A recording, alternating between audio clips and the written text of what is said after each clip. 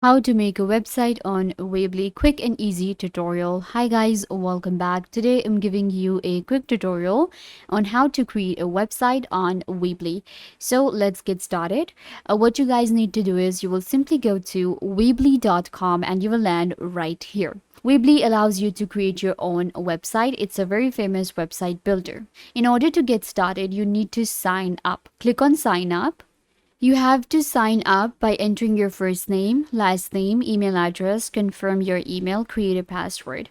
Or you can also sign up with your Google account. So once you have signed up on Weebly, then you're good to go. You will get to the dashboard. So this is our main dashboard on Weebly, and to create a new website, you will just click on Add Site, select your template, and it will take you to your editor where you can edit a website very easily. I hope that I was a big help. Don't forget to give this video a big thumbs up, leave a comment down below, turn on bell notification, and subscribe to YouTube channel.